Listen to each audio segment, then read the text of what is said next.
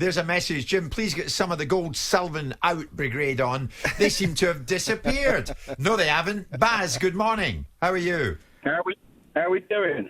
We're very good. Massive Morning, West Ham fan. So you've been on before and you told us you're pro the team. Of course you are. You'll support West Ham till you die, but not Sullivan, Gold or Brady. That can't be the same still, is it?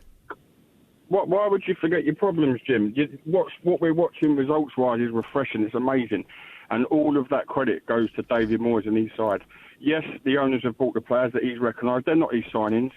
Sorry, not their signings. That's who he wants. And his team are playing his way.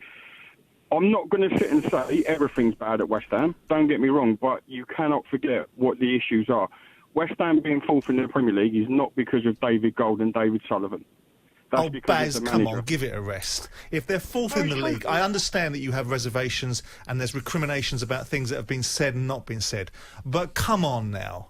The reasons why they're fourth in the league is because David Moyes is appointed by David Gold and David Sullivan. The finances of the football club I've got no admiration for Gold and Sullivan. I've got a history with them that you're well rehearsed in.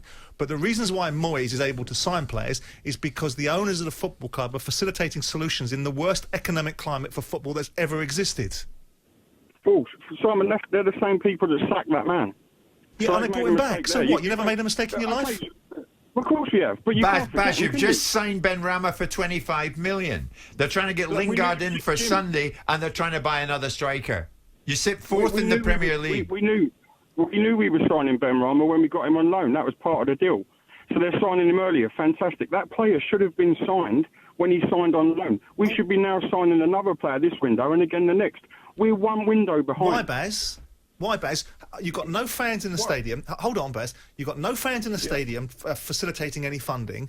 You've got an economic crisis. Why? Why should you be spending money left, right and centre when very few clubs are?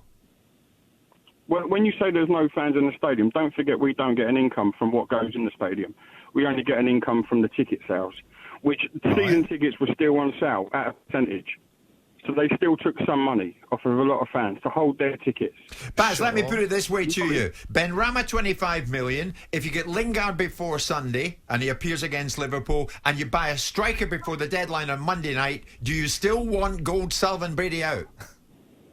Jim, hand on my heart, West Ham, they're not going to. They could go and win the Premier League and I'd still want them out of the football club for what they've done. You could win the Premier League and you'd still want them out?